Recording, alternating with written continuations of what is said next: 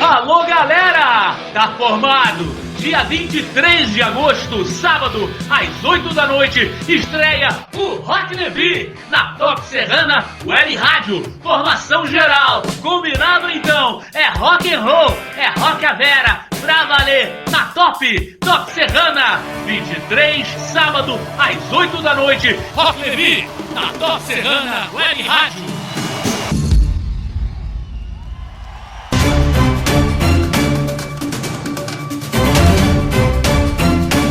O presidente da COP30, a Conferência das Nações Unidas sobre as Mudanças Climáticas, o embaixador brasileiro André Correia do Lago, descartou nesta sexta-feira qualquer possibilidade de um plano B para transferir o maior fórum de discussão global do mundo, previsto para acontecer em Belém, no Pará, para outra cidade. A polêmica surgiu após um grupo de 25 negociadores internacionais expressarem, em uma carta apresentada na ONU, preocupações com os preços exorbitantes de hospedagens, o que impediria suas participações. Oficialmente, 3 grupos regionais de delegados solicitaram que a COP30 fosse retirada de Belém. Na capital paraense, segundo o embaixador brasileiro, os preços estão de 10 a 15 vezes mais altos do que o habitualmente cobrado pela rede hoteleira local. Os preços estão muitíssimo mais altos. Então, há uma operação em curso para assegurar que todos os países, mesmo os mais pobres, possam vir para a COP. E vamos lembrar os grandes elogios que também são feitos a Belém, não só pelo fato de ser na Amazônia, mas também pelas imensas qualidades da cidade. A declaração foi feita durante uma coletiva de imprensa virtual com jornalistas. O embaixador reconheceu que a crise de hospedagem gerou reações negativas em delegações de países com menor desenvolvimento relativo, como pequenas ilhas e países africanos.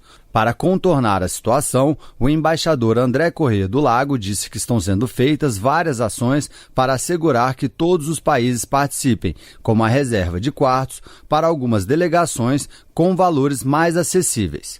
Além dos delegados oficiais, o embaixador destacou que o evento também precisa garantir espaço para a sociedade civil, observadores, ONGs, setor privado e cientistas. Em meio às críticas em relação ao preço da hospedagem durante o evento, o ministro das Cidades, Jader Filho, também disse nesta sexta-feira não acreditar na possibilidade de mudança na cidade-sede da Cúpula do Clima.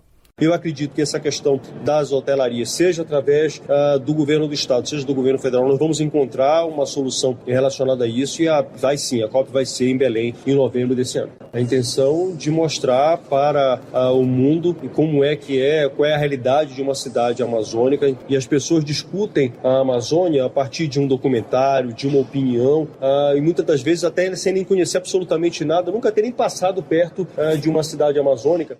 A expectativa da primeira Conferência Climática da ONU na Amazônia é reunir cerca de 50 mil pessoas, incluindo representantes de mais de 190 países, organizações internacionais, empresas, comunidades indígenas e movimentos sociais. Nós procuramos um representante da rede hoteleira de Belém, mas não tivemos resposta até o momento. Da Rádio Nacional em Brasília, Pedro Lacerda. As vagas de trabalho em atividades ligadas à educação ajudaram o Brasil a registrar no segundo trimestre deste ano uma menor taxa de desemprego da série histórica do IBGE, iniciada em 2012. A taxa de desocupação no país no trimestre encerrado em junho ficou em 5,8%, conforme divulgado nesta quinta-feira pela Pesquisa Nacional por Amostra de Domicílios Contínua, realizada pelo IBGE. O mercado de trabalho brasileiro superou os 102 milhões de trabalhadores ocupados, mais um recorde na série. Na comparação entre o primeiro e o segundo trimestres deste ano, dos 10 grupamentos de atividades pesquisados, 9 apresentaram estabilidade, ou seja, alta ou queda não expressivas, e apenas uma marcou expansão, o Grupamento de Administração Pública, Defesa, Seguridade Social, Educação, Saúde Humana e Serviços Sociais. Os ensinos público e privado puxaram as contratações no período. Foram preenchidas vagas para professores, serventes, inspetores e porteiros, concentradas principalmente nas prefeituras. Nesta sexta-feira, o presidente Lula comentou sobre a queda na taxa de desemprego no país durante evento de entrega de moradias do programa Minha Casa Minha Vida no Palácio do Planalto. Vocês não sabem como é que eu estou feliz de saber que ontem o Brasil atingiu o menor nível de desemprego da história do Brasil. E a gente, graças a Deus, sabe que o emprego dá uma coisa chamada estabilidade emocional ao ser humano. Porque quando a pessoa trabalha, que recebe o seu salário e que pode cumprir com seus deveres, com o bar, com a padaria, com o seu filho, não tem nada que dê mais dignidade ao ser humano. O IBGE ressalta que o segmento da educação foi relevante no período porque a administração pública costuma dispensar trabalhadores na passagem de dezembro para janeiro, recontratando depois, principalmente a partir de março, quando retorna o calendário letivo nas escolas, sobretudo no ensino fundamental. Com informações da Agência Brasil, da Rádio Nacional em Brasília, Daniela Longuinho. A China autorizou 183 novas empresas brasileiras de café a exportar o produto para o país. A medida começou a valer em 30 de julho e tem validade de 5 anos.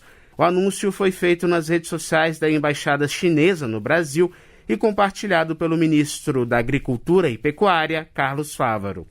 A decisão da China aconteceu na mesma data em que os Estados Unidos confirmaram uma tarifa de 50% em diversos produtos importados do Brasil. O tarifaço entra em vigor nesta quarta-feira. Apesar de a lista do governo norte-americano ter deixado cerca de 700 itens de fora, o café foi taxado. O país é o principal mercado brasileiro. Em 2024, eles importaram 23% do produto. Neste ano, as exportações ficaram acima de 3 milhões de sacas de 60 quilos. A China aparece em 10º lugar com a importação de 530 mil sacas, um número 6 vezes menor do que o volume vendido aos americanos. Mas há potencial de crescimento. O consumo por pessoa no país asiático é de 16 xícaras por ano, muito abaixo da média global de 240. Entre 2020 e 2024, as exportações líquidas de café cresceram 13 mil toneladas. Da Rádio Nacional em Brasília, Renato Ribeiro. Reúna os amigos e a família e vá ao Bona Pizza. O funcionamento é de segunda a segunda até às 10 da noite. Localizado na praça de alimentação do Friburgo Shopping, o Bona Pizza oferece pizzas doces e salgadas, lanches rápidos, sucos e refrigerantes. Bona Pizza do Shopping da Praça. Telefone com WhatsApp 2523 3025. 2523 3025.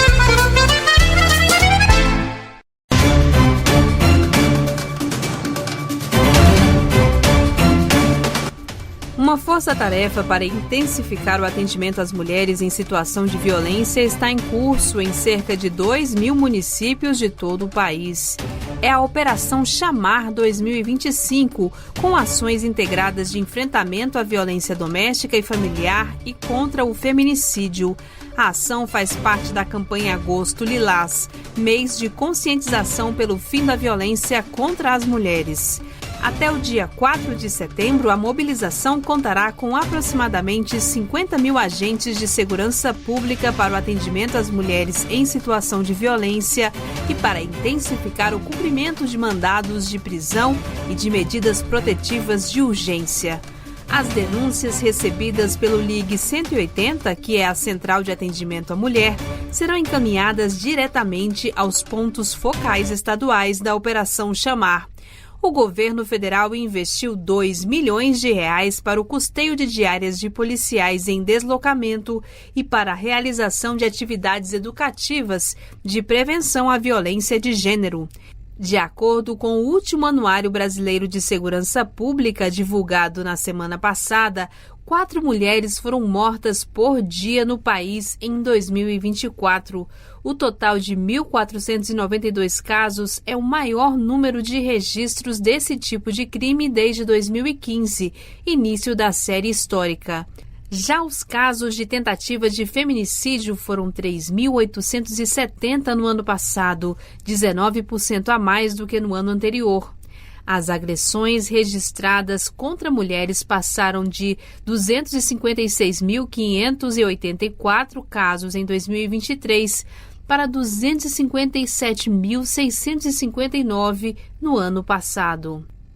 Da Rádio Nacional em Brasília, Daniela Longuinho. Um absurdo e um achaque. Foi assim que a ministra do Meio Ambiente e Mudança do Clima, Marina Silva, definiu os preços das hospedagens em Belém, capital do Pará, que vai sediar a COP30, a Conferência das Nações Unidas sobre Mudanças Climáticas, em novembro deste ano. Marina afirmou que o governo está pensando em formas de garantir a participação de todos os países sem previsão de mudança de cidade. O governo já está buscando como vai fazer para que essas pessoas não tenham que pagar nenhum tipo de preço que seja exorbitante. O que está acontecendo é um verdadeiro achaque. Nós não podemos aceitar que os países todos que estão preocupados com o futuro das suas existências, principalmente os países mais vulneráveis, não possam participar. E são essas providências que estão sendo tomadas no sentido de garantir uma equalização justa de preços para que os países em desenvolvimento possam vir para a COP30, porque essa é a COP do maior esforço que a humanidade precisa fazer. Para Marina Silva, é natural o aumento de preços em grandes eventos, mas é preciso garantir a participação das nações, sobretudo aquelas em desenvolvimento, cuja presença a ministra considera fundamental. Existe uma ética comercial. O fato de ter uma demanda que pode estar sendo considerada maior não dá o direito de você aumentar os preços 10 vezes, 15 vezes a mais do que é o valor praticado de mercado. Isso é um absurdo, o absurdo dos absurdos. As pessoas não estão indo para um show, mesmo que fosse. Não estão indo para um passeio, mesmo que fosse. Não dá o direito a ninguém de fazer isso. Existem regras de mercado, você não pode exorbitar além daquilo que é o valor de mercado. Em visita à capital paraense neste fim de semana, o ministro do Turismo, Celso Sabino, disse que o diálogo do governo com o setor hoteleiro tem surtido efeito e, segundo ele, todas as delegações vão conseguir hospedagem a preços justos. O governo brasileiro está atuando para que não haja nenhum argumento, inclusive esse de que não há leitos ou de que os preços estão exorbitantes. Posso garantir que temos hospedagem, preços justos. Visitei vários hotéis aqui, Ministério do Turismo, Ministério da Justiça, tiveram várias reuniões com o setor hoteleiro na cidade de Belém. Nós conseguimos, inclusive, percentual de leitos com preços ainda mais abaixo dos preços que já estão sendo praticados. E, além disso, nos navios, vai ter também um preço subsidiado para delegações de países com pouco poder aquisitivo. Nos últimos dias, um grupo de negociadores internacionais apresentou à ONU preocupações com os preços das hospedagens em Belém, o que poderia impedir a participação das delegações representadas. Alguns chegaram a pedir que a COP30 fosse transferida para outra cidade. Após isso, o presidente da COP30, o embaixador brasileiro André Correia Lago, descartou a mudança de local. Em conversa com jornalistas na última sexta-feira, Lago afirmou que os preços estão muitíssimos mais altos e acrescentou que há uma operação do governo federal para assegurar que todos os países, mesmo os mais pobres, possam participar da COP. Nas redes sociais, usuários relatam e postam imagens de simulações de hospedagem com valores bem acima dos praticados em outras temporadas. Até o fechamento desta matéria, a nossa reportagem não conseguiu contato com entidades representativas do setor hoteleiro em Belém ou no Pará. Da Rádio Nacional em Brasília, Sayonara Moreno. A safra brasileira de arroz será a maior no ciclo 24-25, indica a projeção da Conab. Diz que a produção total ficará em torno de 12 milhões e 300 mil toneladas, alta de nada menos que 16% na comparação com a colheita anterior.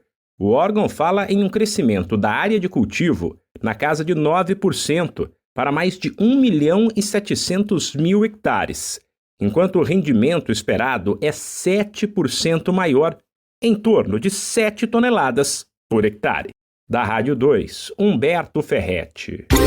Você sabia que a internet aumentou o alcance das emissoras de rádio? Além de poder ouvir nossa rádio em sua casa, trabalho e no carro, através de seu smartphone, você pode nos ouvir também em qualquer cidade, estado ou país. Basta baixar e instalar o aplicativo Radiosnet em seu celular ou tablet. É de graça. O Radiosnet está disponível para Android e iOS no site radiosnet.com.